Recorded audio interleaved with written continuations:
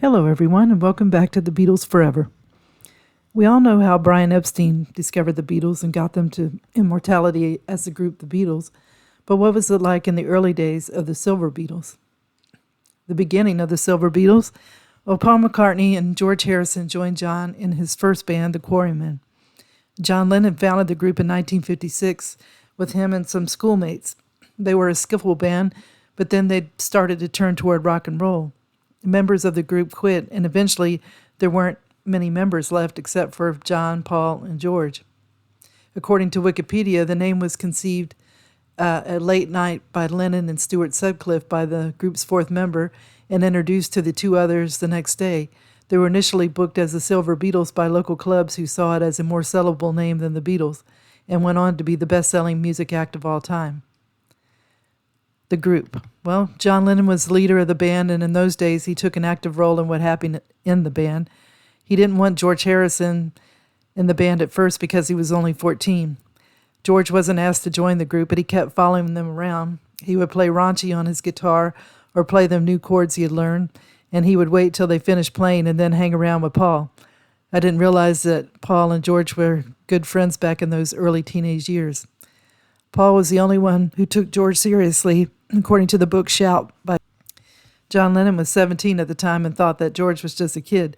The one good thing about having George tag along is that on weekends or days that they didn't go to school, they would go to George's house to practice. George's mom, Louise, loved the noise of the band, and she was also fond of John. She thought they had a similar sense of humor, and Louise said John and she were just a pair of fools. Aunt Mimi, on the other hand, wasn't too thrilled with John's new bandmate. She didn't like George, who was a butcher's errand boy, and talked with a thick Liverpudlian accent. George came by one day to see if John wanted to go to the cinema, and John didn't want to go with him because he thought of him as a kid. Aunt Mimi said, "He's a real whacker, isn't he?" Then Mimi said, "You always go for the low types, don't you, John?" And according to the book Shout, Mimi felt that if John hadn't met Paul and George, he would be wearing ordinary clothes. Paul at the time was wearing great long winkle picker things with buckles on the side. And then George was even wilder. He had a crew cut at the time, and he was wearing a hot pink shirt, pretty wild for the day. Okay, two members are on their way out of the Silver Beetles. George started to be in the band more and more, and that meant there were too many guitarists. It was John, Paul, George, and a member named Eric Griffiths. He was a chubby-faced boy and a founding member. Colin Hanton was in the band, and it was up to him to tell Eric he wasn't needed any longer. Colin was still there because they needed his 38-pound drum kit. According to Shout, the book, Colin was at Paul's house practicing music with the rest of the band, and Eric called. It was then that the band wanted Colin to tell him he wasn't in the band anymore. Eric, of course, was upset, and he couldn't understand why they suddenly decided to get rid of him. Colin said there wasn't a lot I could do about it. I could tell if they wanted somebody out, he was out. And Colin, he was making installment payments on his drum kit, and he knew they only kept him around because he had drums. And John and the group knew that having a drummer, no matter how unsatisfactory, made them a real group and not just three guys messing around on guitars. Paul was starting to make remarks about him and his playing, and it sounds like Paul let his feelings known even back in the early days. Okay, now we have the instruments. John and George started playing electric guitars at this time. John had a fawn-colored Hofner Club 40 semi-solid with two knobs on it, and George got his mother to help him get a 30-pound Hofner Futurama, and it was like the guitar played by Buddy Holly. John and George couldn't afford the amplifiers yet, but somehow George was able to wire both guitars through the microphone system. It sounded like he could have been an electrician if he hadn't gone into the Beatles. A chance at the big time. Well, the group went to the Empire Theatre to be auditioned, and they made it through the Liverpool heats. They were then booked to the semifinals at the Hippodrome Theatre Studios in Manchester. Before they left there, they changed their name to Johnny and the Moondogs. It was on their trip to Manchester that they realized they didn't have any money. They didn't take into account how much it would cost to make the trip by train and by bus. Paul was in trouble, and he realized he didn't have any money to return from Manchester. Some nice guy on the bus gave Paul money as he left at his stop. Paul was so happy he yelled down the stairs at the man and said, "I love you." The lack of money cost them the competition. The final judging on the strength of the audience applause didn't take place until late evening after the last bus and train back to Liverpool had left, and the group didn't have any money for a hotel room, and they had to leave. So I have a feeling they would have won that competition. Colin's last day as drummer. The group had a performance at Picton Lane Busman's Social Club. It happened thanks to George's father, who was a bus driver, and the group was there that night to be auditioned by a movie theater who needed a group to play between the picture shows, according to Colin. Things were going well, but in between on break time, someone said they could have a pint at the bar. It turned into more than a few drinks, and the drinking affected their playing, and they were terrible. They didn't get the job from the movie theater. On the way home on the bus, they started arguing about it, and Colin thought, right, that's it. I'll not bother playing with them again. Okay, now we have 1958, Johnny and the Moondogs See Bad Days. The band was still getting together to play, but only small events like birthday parties. They needed a drummer to get better jobs. Someone suggested a guy named Tommy Moore. He had a drum kit, but wasn't in any band. He was a small man and 36 years old. Tommy noticed that there were tensions in the band. John and Paul were always trying to outdo each other. They were in the front of the band, and the rest of the band was way behind. And this was the time that Stu Sutcliffe was in the band. He had bought a bass guitar from a painting he had sold, and he and John were friends, and they shared a place for a while. And Tommy said that George would stand there and not say anything.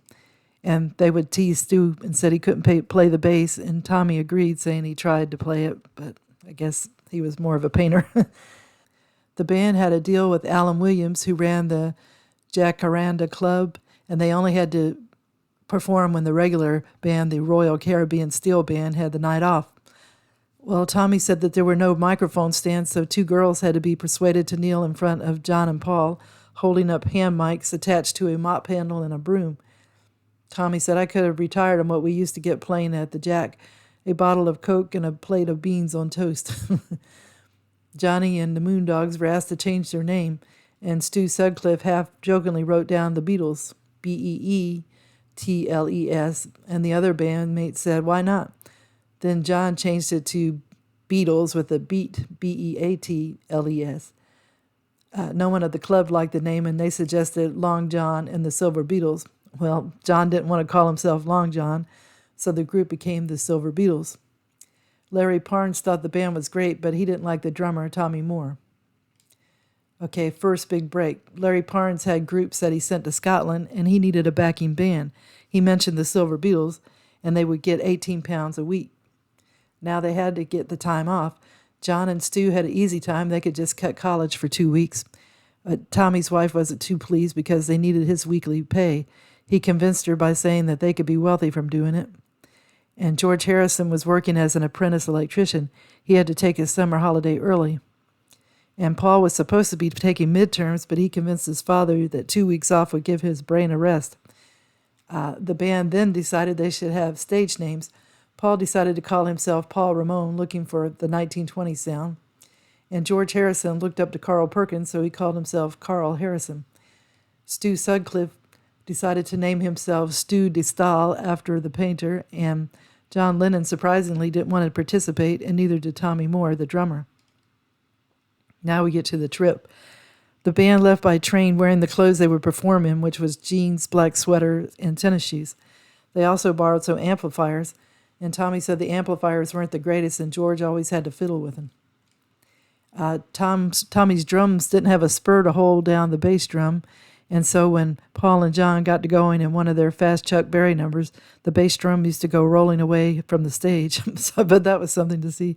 The person in charge, named Duncan McKinnon, didn't like the look of the Silver Beetles, and also the band didn't like the look of the small van they had to travel in while in Scotland. They didn't have time to rehearse with Johnny Gentle, the main headliner they were backing up. Well, Johnny Gentle, he had stage fright, so he drank lager in large quantities. He insisted on driving the van because it was comfortable. It was on the second day he crashed the van into the back of a parked car with a couple of old ladies sitting in it. The bad thing that happened was that the luggage came loose and it fell on Tommy Moore. He had to be taken away in an ambulance with a concussion. His teeth were loosened. And as he lay in the hospital, his bandmates came to get him. He was heavily sedated, and he remembered playing the drums still groggy with a bandage around his head. Parnes said that the Silver Beetles did better than any backing group he had sent to Scotland, and Johnny Gentle admitted that the Silver Beetles were getting more applause than he was. He told Parnes, who was his manager, to sign them up right away, but Parnes thought it was hard enough to manage individual performers.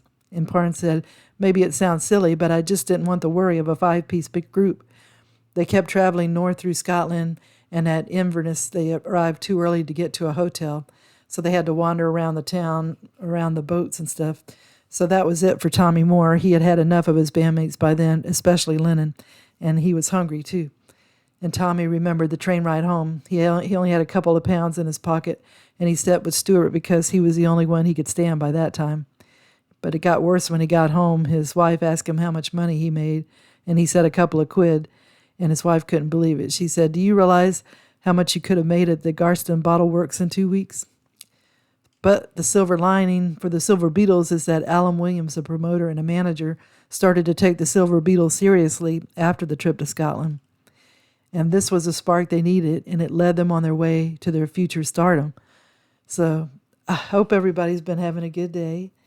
And if you like the video, if you could give it a thumbs up, it would be greatly appreciated. And if you could subscribe, if you haven't yet, that would be good too. Thank you, everyone, and have a good day. Bye.